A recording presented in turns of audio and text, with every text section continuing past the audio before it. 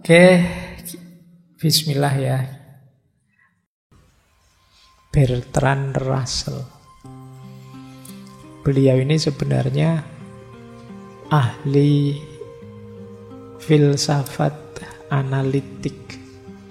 Beliau ini ahli matematika, ahli epistemologi, ahli filsafat ilmu, dan banyak ahli-ahli filsafat yang lain, termasuk yang paling terkenal sampai beliau nanti dapat hadiah Nobel tahun 1950 itu beliau menulis buku yang judulnya History of Western Philosophy. Jadi beliau ini juga ahli sejarah filsafat. Mungkin teman-teman pernah baca bukunya atau buku tipis kecil judulnya Problems of Philosophy.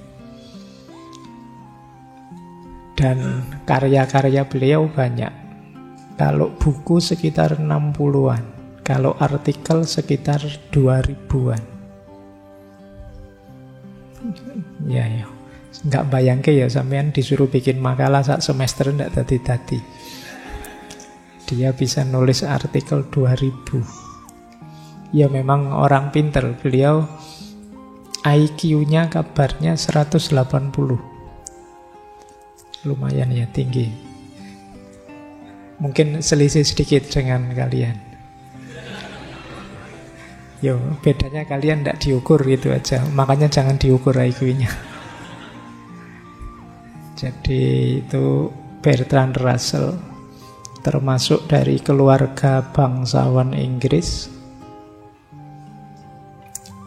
Kakeknya itu jadi Perdana Menteri 2 kali zaman Ratu Victoria. Cuma beliau ini umur 4 tahun sudah ditinggal mati 2 orang tuanya dan saudara perempuannya. Diasuh oleh kakek neneknya. Cuma kakeknya 2 tahun kemudian juga meninggal. Dari sisi ini mungkin agak pahit kehidupan beliau. Tapi ya karena anak pinter, cerdas, ya karir akademik beliau luar biasa. Beliau ini menikah 4 kali. Menikah 4 kali bukan berarti istrinya 4 ya. Menikahnya 4 kali dalam arti menikah terus meninggal, menikah terus meninggal. Tidak di satu waktu terus 4. Jadi ya mungkin ini juga bagian dari pahitnya hidup beliau. Menikah terus meninggal sampai 4 kali. Tapi beliau panjang umur. Kelahiran 1872, meninggalnya 1970. Jadi 97-98. Dan jangan salah, umurnya panjang tapi perokok berat. Nah, ini antitesisnya teorimu kan?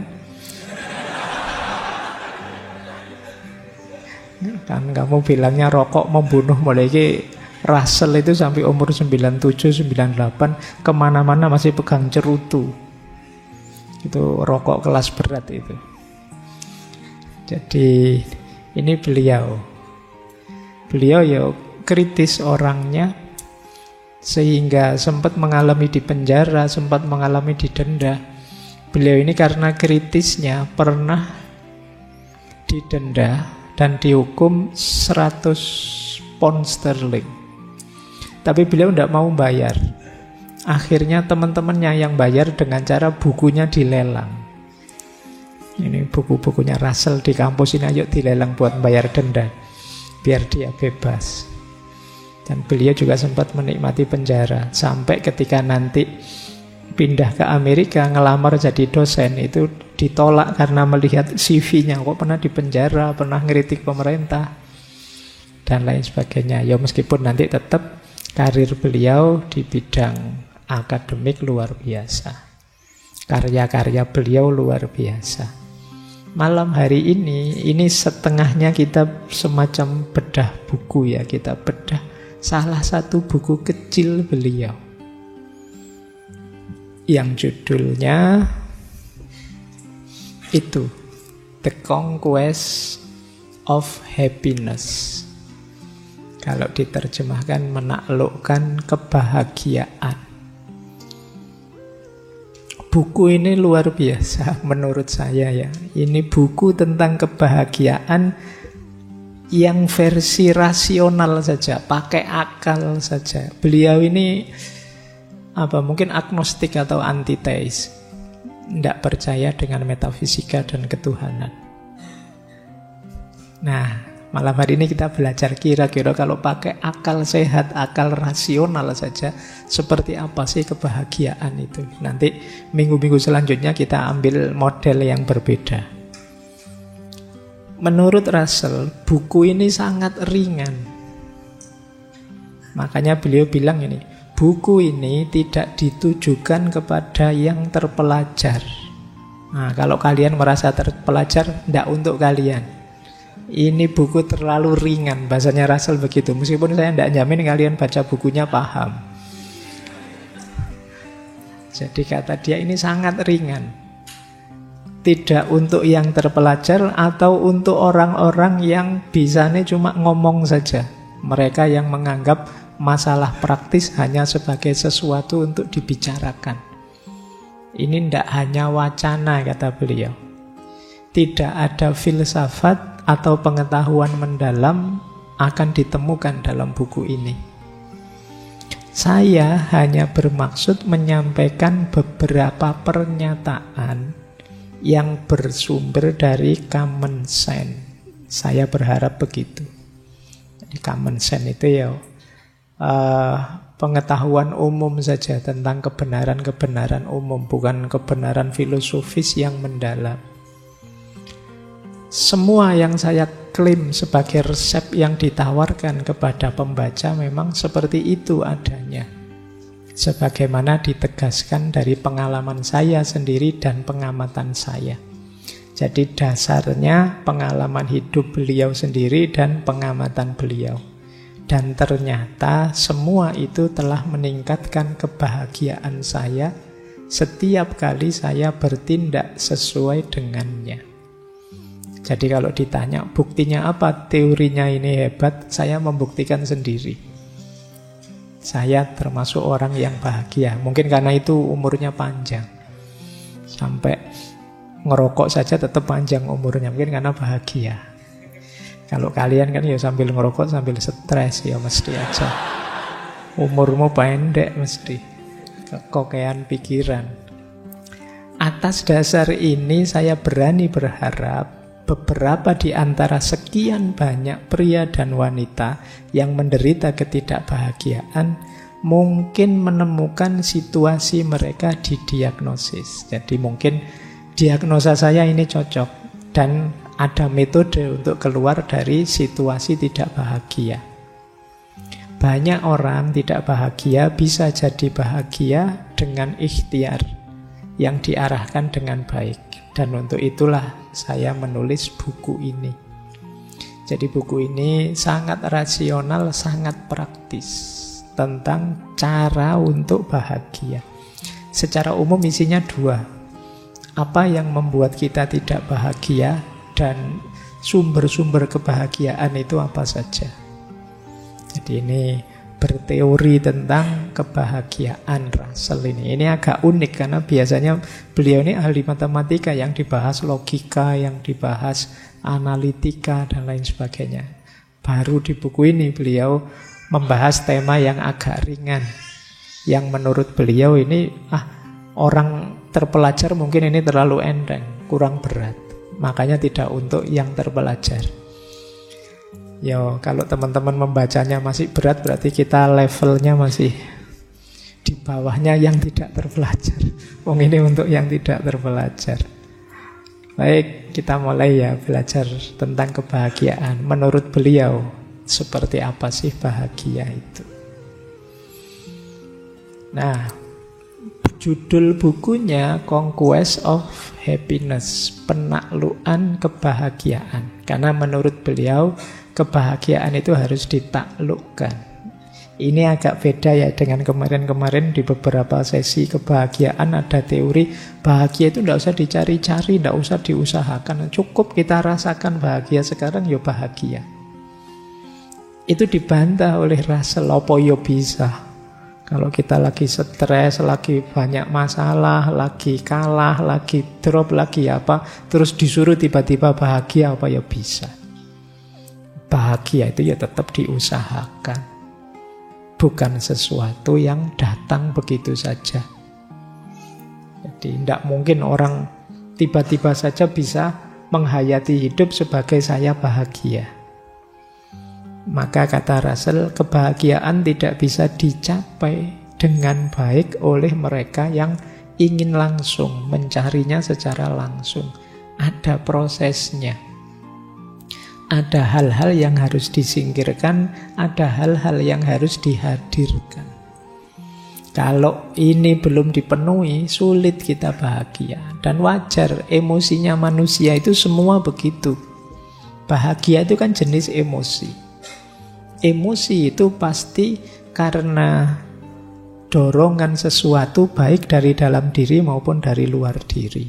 Emosi kita itu kan dinamis naik turun karena ada faktor-faktor di dalam diri maupun di luar diri. Bahagia juga begitu. Selalu ada hubungannya dengan dunia di luar diri kita dan dunia di dalam diri kita. Harus diatur, tidak bisa tiba-tiba begitu saja bahagia. Ya kalau untuk ceramah sih gampang. Ayo kita syukuri hidup ini maka kita bahagia. Itu ya enak nek ngomongin ngono. Tapi kalau duitmu habis akhir bulan, tugas banyak, terus kuliah tidak lulus-lulus, terus di kampus dimarahi dosen, di rumah dimarahi orang tua, terus piye meneh. Tidak gampang. Maka kata Russell, bahagia harus ditaklukkan. Mari kita taklukkan kebahagiaan itu. Jadi itu misinya buku ini. Maka beliau menyatakan, demi kebahagiaan, ini umumnya ya, manusia membutuhkan bukan hanya nikmat ini atau nikmat itu, tapi juga perlu harapan, usaha, dan perubahan. Kalau kita ingin bahagia, tidak sekedar karena apa saya bahagia, tapi saya juga harus punya harapan. Kalau kamu hopeless, tidak punya harapan, ya tidak mungkin bahagia. Wah, saya tidak berharap Pak, entah saya masa depan saya nanti gelap, ya sulit bahagia. Harus tetap punya harapan. Yang kedua, harus ikhtiar. Tidak bisa begitu saja datang.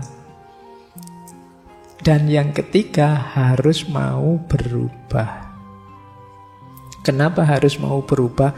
Lah kalau kita tidak berubah, situasinya tidak akan ganti.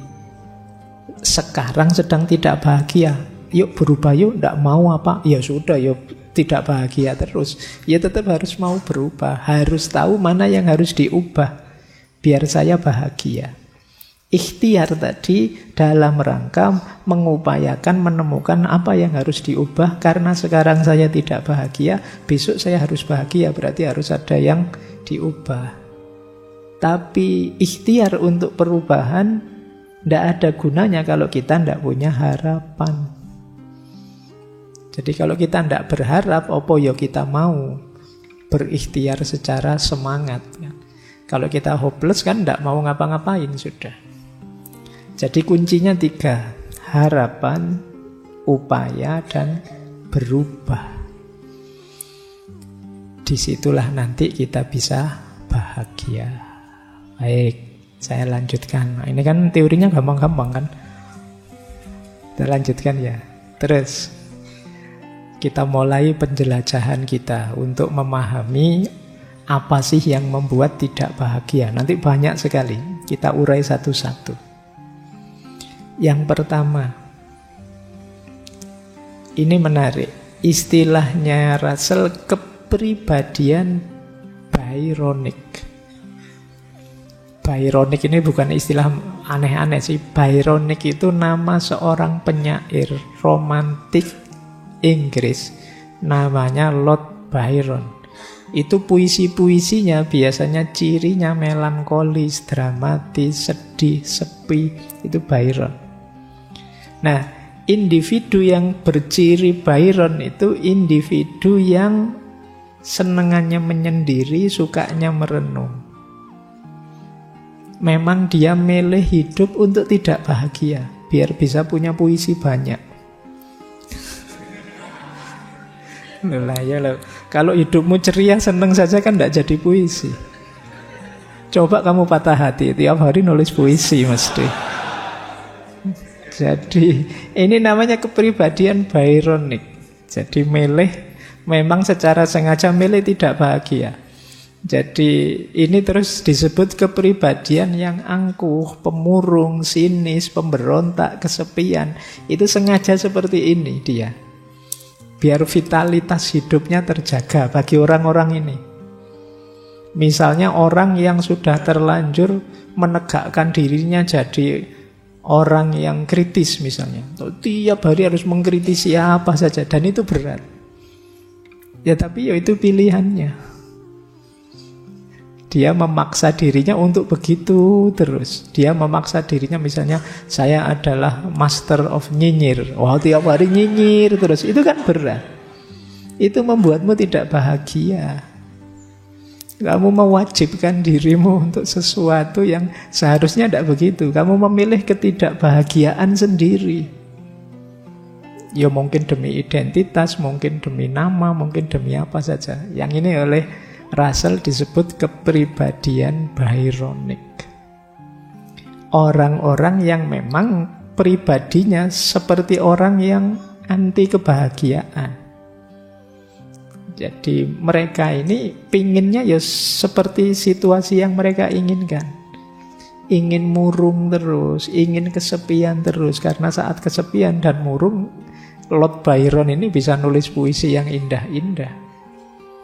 Nah, mungkin kalian pengen niru Laila Majnun. Wah, saya pengen kayak Majnun, Pak. Terus kamu gayamu kemana-mana kayak orang gelandangan kayak itu. Terus dari situ bisa bikin puisi saya, Pak.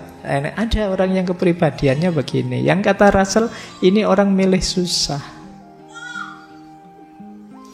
Dan di buku itu disebut jangan deket-deket dengan orang kayak gini, bisa nular. Ya karena kepribadian itu kan bisa menular. Kalau kamu punya teman pemarah, ya kamu mudah marah. Nah, kalau kamu punya teman pemurung, ya kamu mudah murung juga. Jadi berarti apa? Kunci kebahagiaan yang pertama sebenarnya kepribadian. Kalau kepribadianmu memang anti bahagia, sulit kamu bahagia. Orang itu kan kadang-kadang memang yang dipilih yang pahit dengan alasan tertentu. Mungkin biar dikasihani, mungkin biar otentik, mungkin biar disukai orang dan lain sebagainya. Tapi itu menyusahkan dirinya sendiri. Kayak kalian ini misalnya ngaji filsafat berapa hari itu, terus tiap hari memaksa kalau ngomong harus filosofis. Wah, disuruh bahas apa-apa sedikit-dikit filosofis wae.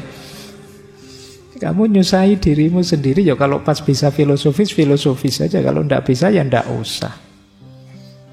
Secukupnya saja, itu lebih nyaman. Jadi ini yang disebut kepribadian Byronic. Kepribadian seperti ini ya sulit untuk bisa bahagia seperti penyair tadi. Kata Russell, kecuali engkau seorang Byronic, engkau akan berusaha menghindar berada di dekat orang-orang yang senang dengan ketidakbahagiaan. Karena sifat negatif mereka mungkin akan menular kepadamu. Ada quote yang menarik tentang kepribadian Byronic itu. Kata Russell begini, orang yang tidak bahagia itu seperti seorang pria yang kurang tidur. Selalu bangga dengan kenyataan. Ini kamu harus mikir memahami quotes ini. Orang kurang tidur itu kan biasanya orang sibuk, pekerjaannya banyak, tidak sempat ada waktu untuk istirahat, untuk santai. Loh, orang seperti ini tuh loh kan banyak yang membanggakan hidupnya. Saya loh orang sibuk, kalau diajak apa-apa, wah sibuk aku. Wah sibuk aku kan ngono. Jadi kayak kurang tidur. Nah, toh begitu itu kan menunjukkan dia tidak bahagia karena capek, karena lelah. Waktu yang lain santai-santai dia tegang, dia kerja. Tapi itu pun dia membanggakan fakta hidupnya, kenyataan hidupnya. Padahal dia lelah. Jadi dia itu tidak bahagia sebenarnya. Tapi toh begitu dia bangga dengan kenyataan dirinya yang tidak bahagia. Nah, jadi orang tidak bahagia itu seperti laki-laki yang kurang tidur. Dia selalu membanggakan kenyataan hidupnya. Padahal yang dia banggakan itu orang lain melihatnya kasihan. Sampean kerja keras mati-matian jungkir balik buat apa? Tidak bahagia. Lu biar saya bahagia, tapi kerjanya sendiri tidak membuat bahagia. Itu pun dia banggakan fakta hidupnya. Nah, ini salah satu quote yang berhubungan dengan jenis kepribadian Byron tadi. Kalau kalian ingin bahagia, kalau punya mindset seperti ini harus diubah. Hidupmu tidak santai, tidak nyaman. Meskipun kamu tutup-tutupi dengan ideologi, idealisme, macam-macam, kamu kasih alasan, daki-daki, intinya kamu tidak bahagia. Kan itu saja. Kan tidak penting alasan itu. Yang penting kan kamu yang menjalani dan merasakannya. Baik, lanjut ya. Yang kedua, ini juga bikin masalah.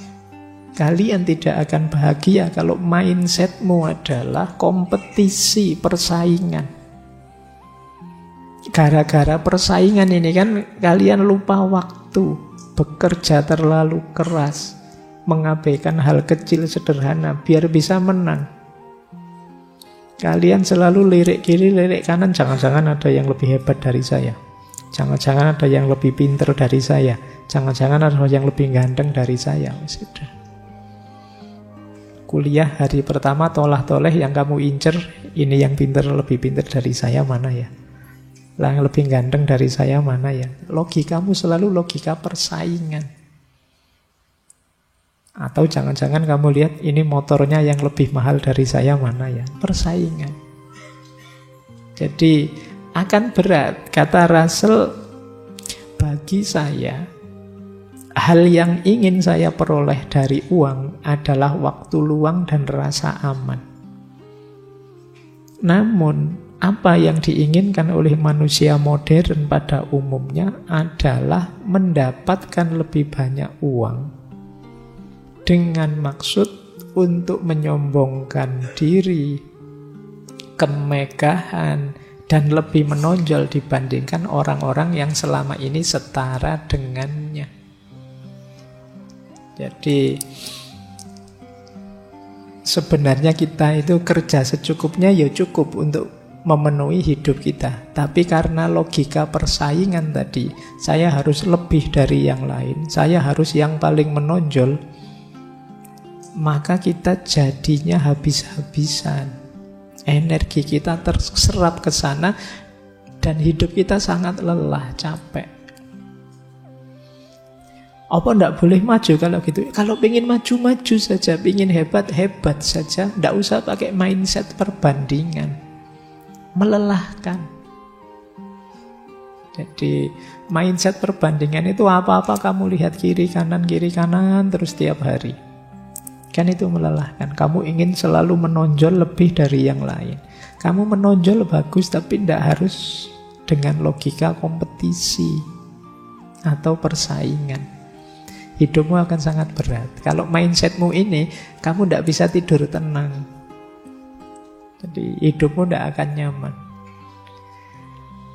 Oke, nanti ada temenmu dapat pasangan, punya pacar, kamu greges, waduh, kok saya belum ya?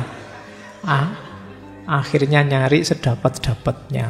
Nanti temenmu, jadi capek tiap hari kamu ngeladeni kiri kananmu. Temennya beli motor baru, pakai baju bagus, pakai kamu, kamu tidak tenang tiap hari ke puskesmas nanti. Capek melayani kompetisi atau persaingan. Kata Russell, saya tidak memungkiri bahwa perasaan sukses membuat kita lebih mudah menikmati hidup. Apa yang saya tegaskan adalah kesuksesan hanya bisa menjadi salah satu unsur dalam kebahagiaan. Dan itu terlalu mahal dibeli jika semua unsur lainnya dikorbankan untuk memperolehnya. Sukses iya penting, kita bisa bahagia karena sukses. Tapi jangan segalanya untuk sukses itu. Hidup kita ini banyak sisinya yang lain. Kita masih punya sisi kesehatan, kita masih punya sisi kenyamanan hidup, kita masih punya sisi kebersamaan, kemasyarakatan. Ada banyak sekali dimensi hidup kita. Sukses memang salah satunya. Jangan karena hanya salah satu ini, semua sisi hidup kita korbankan. Ini namanya blunder. Tidak jadi bahagia, malah keteteran terus. Lelah hidup kita dikejar-kejar kompetisi, persaingan. Ya kompetisi itu kan biasanya deket-deket saja, sekeliling saja, kan tidak jauh-jauh. Meskipun misalnya Pak Presiden hebat, tapi sampean kan tidak akan berkompetisi dengan Pak Presiden, kompetisinya sama mahasiswa. Makanya kata Russell, dia punya quote yang menarik sekali. Kata dia, seorang pemulung tidak akan berkompetisi dengan jutawan, karena dia tidak akan iri. Yang dia iri siapa? Pemulung yang lain yang lebih sukses dari dirinya. Kalian mahasiswa itu tidak mungkin iri sama dosen. Irinya sama siapa? Sama sesama mahasiswa. Kompetisinya juga begitu. Itu yang bikin capek. Oke ya, boleh kalian maju, boleh kalian hebat, boleh kalian luar biasa, tapi jangan ditempuh dengan mindset kompetisi. Ini menarik ya.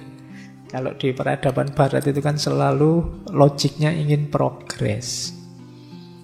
Yang itu kadang demi progres ini dia harus paling nomor satu, paling menonjol, paling hebat dari yang lain. Loh, hebat tidak apa-apa, tapi kalimat dari yang lain itu akan memberatimu. Oke, jadi yang kedua ini ya, hati-hati dengan cara berpikir kompetisi atau persaingan. Ya kecuali kamu pas lagi lomba, itu beda lagi. Nanti kamu main sepak bola, saya tidak mau kompetisi Pak, berat. Ayo beda lagi. Wah, saya kalau perlombaan kayak gini saya khawatir tidak bahagia Pak. Tidak apa-apa lah, saya ikhlas, ya tidak ngono. Itu beda konteks. Ini dalam perjuangan hidup yang real, bukan dalam olahraga. Oke, saya akhiri sekian. Kurang lebihnya mohon maaf. Wallahul muwafiq, wallahu a'lam bissawab. Wassalamualaikum warahmatullahi wabarakatuh.